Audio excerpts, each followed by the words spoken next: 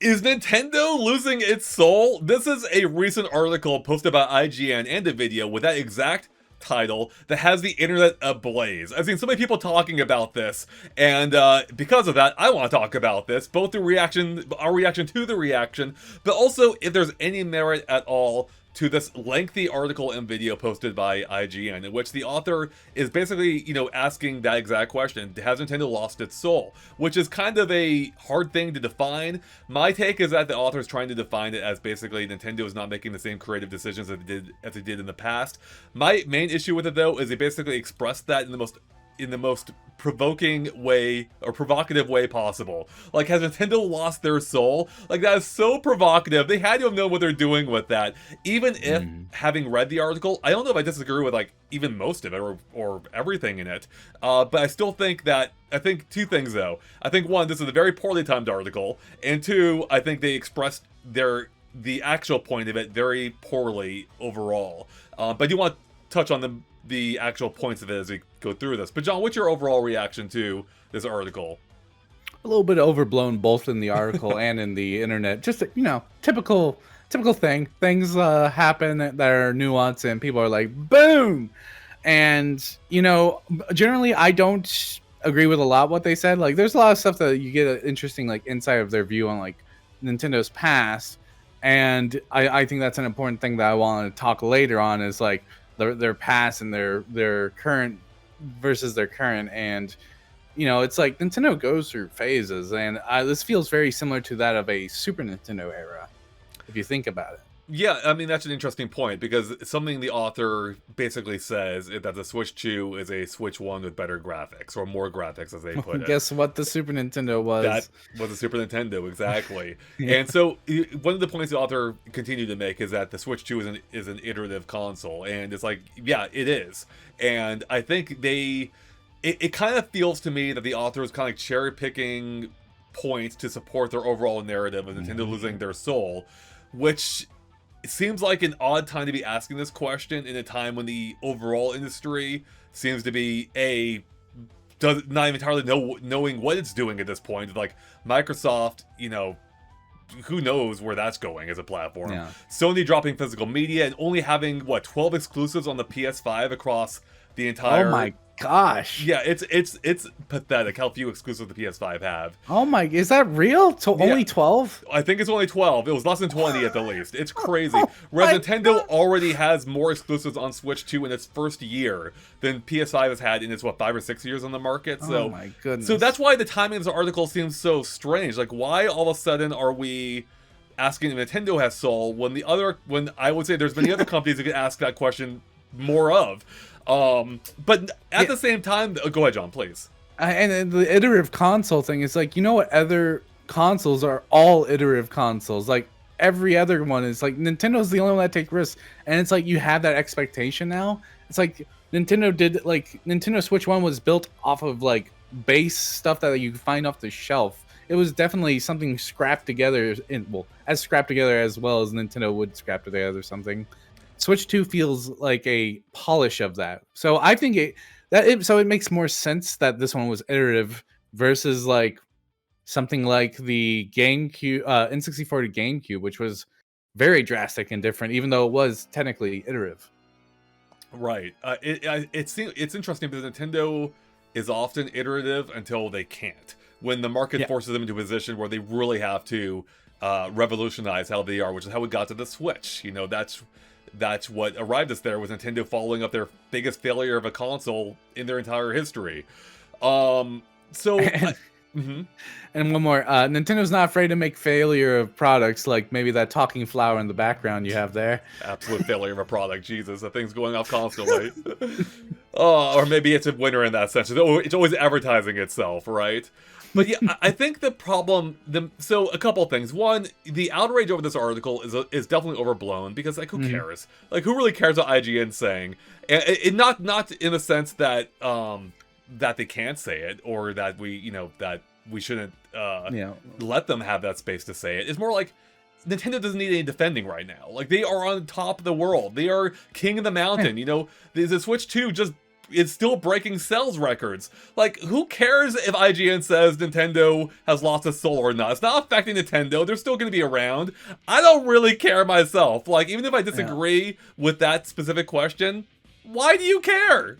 And like, I feel like this is an article that normally most people would just kind of feel lukewarm on, but I totally think it's the timing that just makes it feel. It's like, yeah, we're losing discs. Xbox is in a shambles of like just not knowing what to do with itself. You know, they just laid off Xbox, the Halo workers, 343, yeah. And then I see an IGN article saying it's like the Switch 2 only sold 1/3 of its last quarter compared to launch. I'm like, yeah, no, duh. Yeah, when you launch with the massive amount of demand that Switch 2 had, that's going to happen. You know, it's like holding Endgame's second weekend, against the first. Like, oh look, Endgame dropped off a cliff. It's like, well, yeah, but everyone saw it the first weekend, so I just feel like someone like Sony paid them. Like, I'm joking, and no one should believe this. It's like Sony's like, hey, start making articles about Nintendo, not us.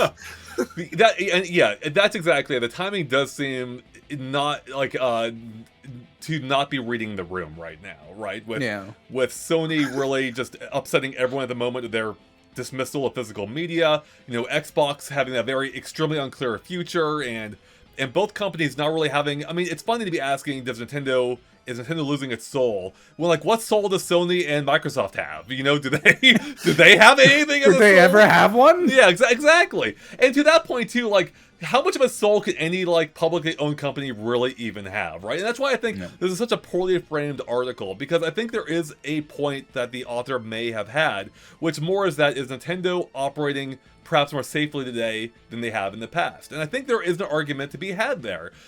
Even if it may not be if fully, what's the word I'm looking for, like fully representative of how they are actually functioning these days.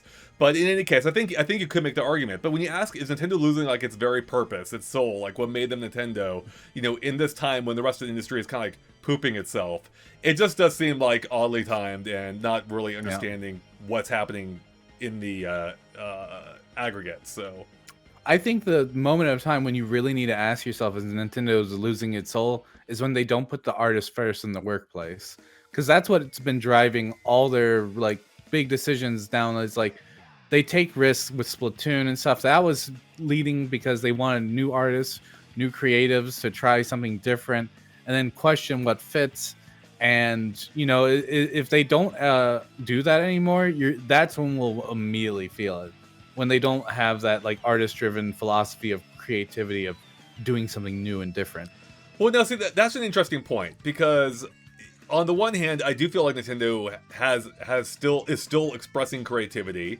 It's funny because I was reading the article and like I didn't disagree with every point, but then I see them like call out Mario Kart World as being, I forget the exact words, but as being a pretty standard entry. Whereas for me, like as one who's grown up with Mario Kart and played literally every entry, I'm like, this is the most unique titles in the series. And it's like, and I think that's part of where the maybe misalignment comes from, in that any one person can have any different amount of takes on any individual Nintendo product, and it's like, well, which Nintendo is a true Nintendo that we're looking at here, right? And then go ahead, yeah. I think when you can tell a Nintendo is being like creative is when there's a stronger diverse of opinions on stuff. Like when you, which I know, I mean that must mean the Wii U's super creative then, but like. But like, so like stuff with like the talking flower, and then like Mario Kart, highly debated online.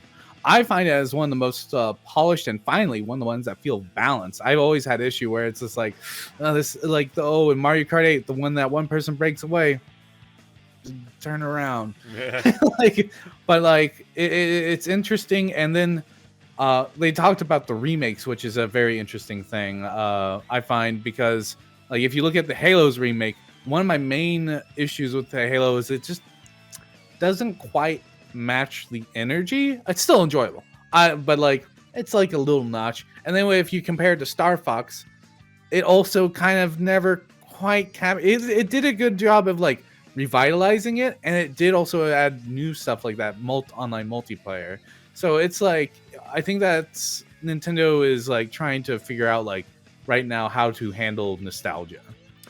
Right, and this actually is a big point the article brings up as well, as they touch on the remakes in general, specifically Star Fox and the upcoming Ocarina of Time, and how they...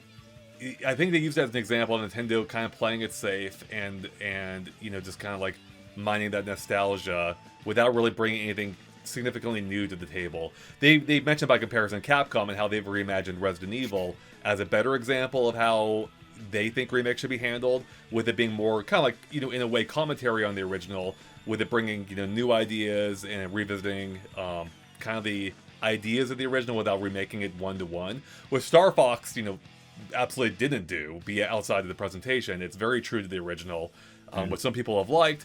I myself, I call it creatively bankrupt. What some people mistook as me talking about Nintendo in general, I was specifically talking about Star Fox, but I realized I wasn't entirely clear in that. I like the Star Fox remake, but, you know, as one has been waiting for a new Star Fox for a while, it's like, well, it's another, you know, version of Star Fox 64, which itself was a remake of this is a Super NES game. I still liked it, but I think the issue then, though, with this article from IGN is that they then carry through those thoughts and apply it or project it onto the Ocarina of Time remake based on the 10 seconds we saw of the game, calling the art style.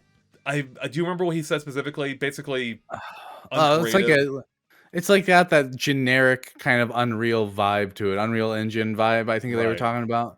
Like, yeah, it's just that. And it's like you really can't tell. It was a kid laying on, but my only like opinion on that whole is that Link's head looks a little big in the frame. I'm pretty sure that's just position, and so like that's all I could gather from that. Besides, like, oh, it looks pretty good. I can't judge the whole game off of a kid sleeping on a bed. Yeah, I mean, we judge every Zelda by that? How every Zelda begins, basically? Well, that's our next comparison video. It's just Link sleeping on beds. Yeah, there we go. Perfect. Now, the author actually does mention that, like, maybe it's too early to talk about the Ocarina of Time remake like this. And because we don't know how it's actually going to be. It's still totally up in the air whether it's going to be more one-to-one, like Star Fox, or, a complete reimagining like Resident Evil's. And, but that's why I feel like the timing of this article seems especially bad, because it almost feels like they had to rush it out, because if the Ocarina of Time remake does end up being far more different than this article predicts, well, then there goes his entire point, basically, right? There's almost no point to this article, or loses one of its big points, at least, or maybe Ocarina of Time is a complete reimagining, a reinvention of what that game can be. It's based off feelings, and it's like he has a feeling that, or she, I think it's a he has a feeling that it's just going to be the same thing, and we don't have enough proof, and like basing off of feelings is like the internet's bread and butter. But if you look at just the sheer facts, we got Rhythm Heaven back. We got Kirby Air Riders, which I have been playing. Like it's a game that isn't going to blow your socks off, but it's a game you'll return to over and over it's an evergreen title. You may just get that feeling. And Rhythm Heaven's not meant to be a AAA IP. It's just kind of this experimental, weird, simple game. And, Nintendo invests in these different things because they see value in each one just in different ways, which is something the industry has really struggled as a whole to kind of view. Like Sony getting rid of its smaller studios. What was the PlayStation Studios one that made all those like cute Japanese ones? Oh, I forget offhand, but I know what you mean. But yeah, like that studio, getting rid of them, it's my view is you get the big titles, and then you get all the little titles in between to kind of glue things together. And it really shows with like what you said earlier about like PlayStation only having 12 exclusives. Yeah, it's wild, right? And to the author's credit, he did call out Kirby Air Riders as one of the more like original or unique titles or standout titles. I think I forget the exact words. I don't want to put words into his mouth. But then, I guess his general vibe is that Nintendo is still losing its soul despite that. And that's why I think the angle is just not quite aligned with what the actual intent of what he's saying, of what he's trying to say is. Because I honestly myself, I don't entirely disagree. I will say, I think Nintendo's done a good job supporting Switch 2 so far. They perhaps have one of the widest array of titles in a first year's platform ever, which is impressive. But I will say, at the same time, and maybe this is just me, as one who's been a long-time Mario fan, I do feel like there has been in these last few years, this ain't Mario, I'm a Nintendo fan. I think I said Nintendo. Long-time Nintendo fan. Yeah. Yeah. Either way, Mario and Nintendo fan. It does feel like there has been a bit of a lack of like truly entirely new like ground shattering ideas from Nintendo, whether it's a form of like a new IP or a truly brand new take on an IP. Maybe accepting DK Bonanza, even though I didn't like that game, I will admit it's a unique take on it. That's what I said about divisive. See, I love DK Bonanza. I won't say it's like my favorite thing ever, but I really loved it, and I do think it was very different. And the fact that they took a gamble on DK of all characters to really change and refresh them up was interesting. But yeah, the fact that we have that divisiveness, it shows that Nintendo's still willing to take some risks. But you are waiting on that title that really hits you, and I think that's very par of the course for Nintendo. Sometimes you have to wait for those one titles that you want, like poor F-Zero fans. Well, yeah, still waiting 20 plus years besides F-Zero 99, which is awesome, by the way. Perhaps actually one of Nintendo's more interesting titles in recent years, for me at least. But then, you know, and to your point too, look at the Wii U. That game launched without anything really exciting, right? I like Nintendo Land a lot, but that's not a system seller at launch. And that first Direct was like that Panic Direct they ran, you know, where like, oh, here comes Wind Waker HD. I mean, if you want to talk, I mean, really, in hindsight, like that was also not a particularly creative decision either, though I did end up liking that game, probably because it arguably fixed Wind Waker for me, but still, it was just a remaster of a game that had already come out only 10 years prior at that point. And yeah, for your major HD system, you know. So I forget where I was going to go with this. But yeah, I mean, it doesn't really matter. I will say, like, I'm not mad this article exists. In fact, I'm kind of glad it exists. I think it could probably exist in a better form. But I don't think Nintendo's immune to criticism, and I don't think we should like knee-jerk react to people who do have a different take, because even if he is off base, even if he is wrong in whatever objective sense he can say, again, who cares? Like who really cares? I mean, who are they hurting? Yeah, I mean, granted, they are one of the biggest outlets out there, of course, but with so many outlets these days, it doesn't have the power that it carried 10, 20, 30 years ago. I used to work at IGN. I haven't mentioned that yet. I used to work at IGN. Like, you know, if you publish an article like this then, that could actually, I mean, I don't know if it would hurt Nintendo, but like, the implication of it would be far greater than it actually is now. Where now you just get a lot of knee-jerk reactions on Twitter. It doesn't actually change anything, you know, so. Yeah, and I just think, this just, I don't know, my perspective is that I've been through Nintendo long enough to know it's like this just feels like another one of their phases. They're a reactionary company, but they're a slow reactionary company. So you it's like a frog in a boiling pot. It's like they'll eventually make a move. Yeah, actually, it's a really interesting point, because Nintendo's been sitting on this treasure trove of IP for literally decades, and it's only because of the failure of the Wii U that Iwata finally decided to broaden their prospects to theme parks, to movies, which his article touches on as well. And he also, and it's interesting, but the author mentions he likes Super Nintendo World, but he thinks that the two Mario movies are like completely devoid of creativity, which is funny. But I actually totally disagree with that on the first one, but I would agree with it with Galaxy, for instance. Not entirely. I like Galaxy still, but I absolutely see the complaints of that one more than I do with the first one.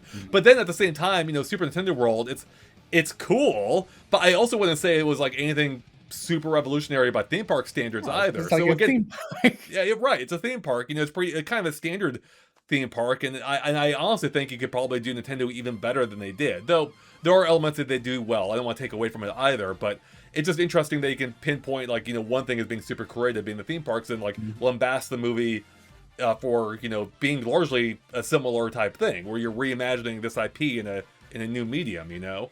Which, and again, it's fine to have your different taste. You know, I myself have my different take on both those two as well. But the problem you start running into is when you start like applying it to like an objective criteria, to whatever objective criteria you can have for like a company losing its soul once again. Which again, I think if they just titled this article differently, I think the reaction could have been much different. But that's probably also partly the point. But again, also, even though we're discussing this right now, I'm not mad by it. I agree with parts of it. It's just like the larger question as a whole, you know, like, is Nintendo losing their soul? I don't think so, you know? I mean, that's probably a question you better answer 10 years from now, but... Yeah, I think it's still early in Nintendo's life, and that's like the way you can really see Nintendo's business is through like the middle of a console's life, because that's when they start like, what do we do now? Like that's like they'll start throwing out random like IPs, like, oh, remember this one or a new one. And that's kind of, I think maybe that's what, like, for me personally, I feel like we're kind of missing, is that new IP. Like, the newest IP we've had from Nintendo in the last several years was Drag X Drive, and I don't know if that really counts as an IP, considering just how kind of bland it is in terms of presentation and characters. I will say, you know, gameplay-wise, it's unique, and I appreciate that it existed on that front, but it's also, you know, pretty dead right now, and I think it's, again, not many people are going to remember the farther we get from the launch of the Switch 2. Yeah, I still think we're in the transitionary period, and it's just too early. It's like Nintendo still like has like Nintendo Switch 2 edition versions of Switch 1 games coming out. Like it's still early. So Yeah. I want to wait and see. I see some interesting things about like the remakes, about how during the GameCube era, people like saw this fancy graphics, but that wasn't Nintendo. What was Nintendo was Wind Waker, but we took it for granted back then. It's like, yeah, it's like that. Yeah, that was us. That was us back then. We were feeling that. We were like, why is this cartoony? And then you look back on it. It's like these are type of things that we need to like think of ourselves in the future, looking back on. It's like, does this make sense? It'll be really funny if, like, 10 years from now, we look back at this article and like, wow, yeah, he nailed it. He actually totally nailed it. on the head. He just knew. He was foresight. Man, like he's a crazy. prophet, exactly. He's a wizard. Yeah. But yeah, I mean, honestly, right now, like, even if I may not love everything Nintendo's been doing these days, I also wouldn't nearly say that they've lost their soul. In particular, like coming off like Splatoon Raiders right now, which, you know, isn't even all like super original or anything, but it is a lot of fun. And it is an original take within the IP of Splatoon.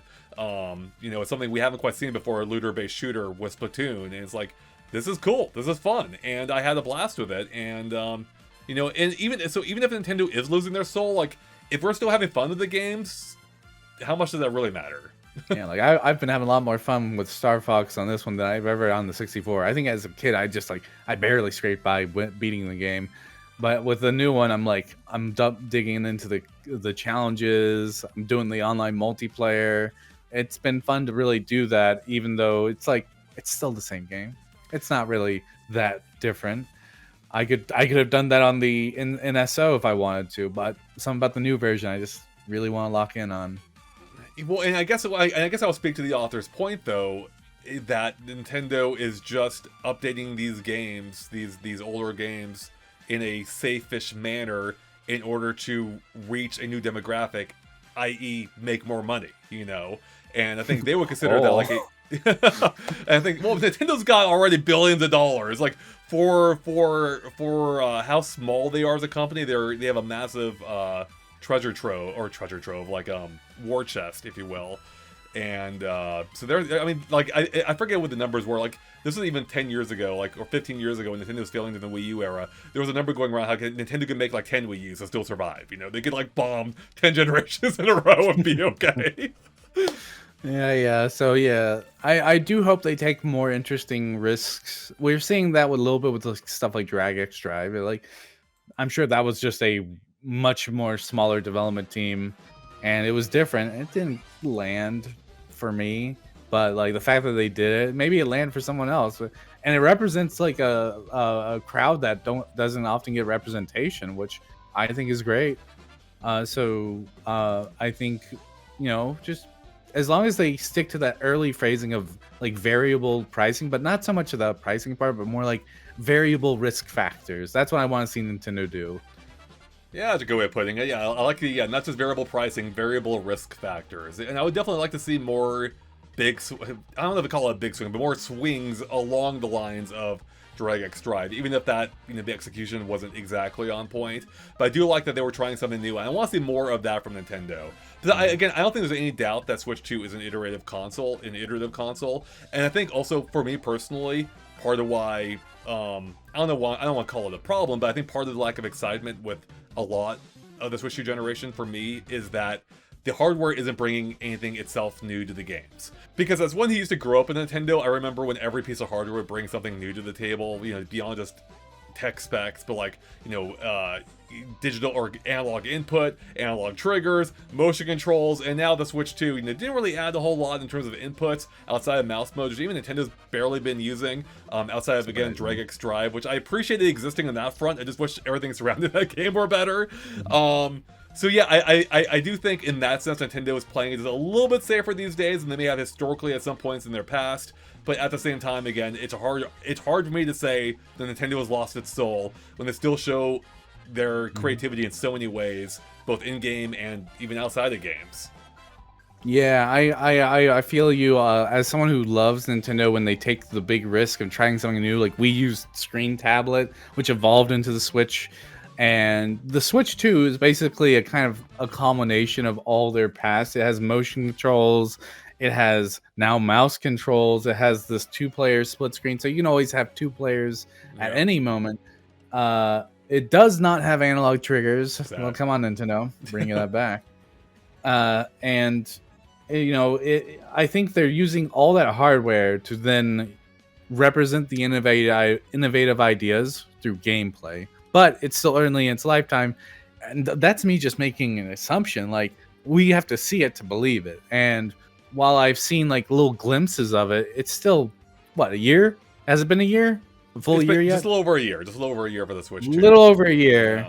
We got a wide variety of titles, but it definitely feels like a transitionary type of thing.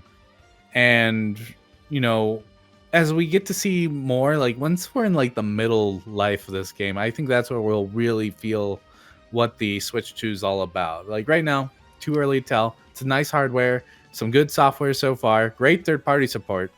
That's probably the biggest innovation they've done this one is actually get third-party support in. And so, yeah, it's just like, yeah, article has interesting tidbits. Let's wait and see.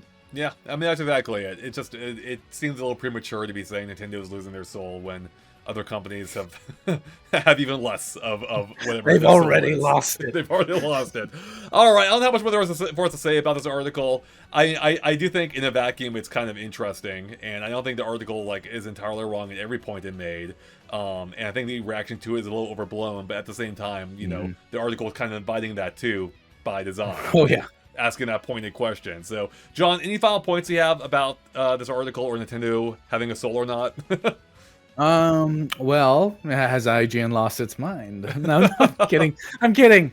I just found it interesting that they were kind of really glazing up Capcom in this. I was just like, okay, they've done like way more remakes. I feel like we should be critical on like Capcom on that front, but they were really happy with like how Capcom has like revitalized their older franchise, which to a point, those games are like what, 20 years old now. So there's fairness. Although I just thought it was Go ahead.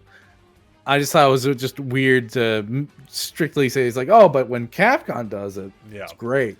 I mean, but it's kind of funny.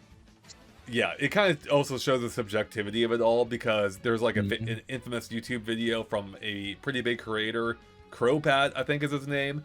Literally titled Resident Evil 4 Remake like Soul versus Soulless, or Resident Evil 4 Soul versus Soulless, you know, arguing that the original has soul, the new one does not. Where a lot of people don't agree with that. A lot of people think both have soul at the least. And yeah, it just goes to show you like, you know, everything is subjective at the end of the day. When one person's trash and another person's soul, and vice versa, you know. So yeah. All right, well that's it. So I think yeah, it's just kind of a weird time to be asking that question with it being Nintendo's successful time as a platform holder. But at the same time, maybe that, you know, lends credence to the idea. The fact that Nintendo is being possibly driven more by market forces rather than truly making, you know, really creative games that may have more niche audiences. But again, that's not the argument the author was exactly making. Perhaps it should have been. In any case, it is what it is. And we'll link to the article below if you'd like to check it out. Again, I don't think it's worth like the outrage or getting upset over because I don't think it really matters at the end of the day. And Nintendo needs no defense or no additional defenses at this point, especially when they're raking in like literally billions of dollars. So, oh, I gotta defend my billion dollar company, Andre. I have to.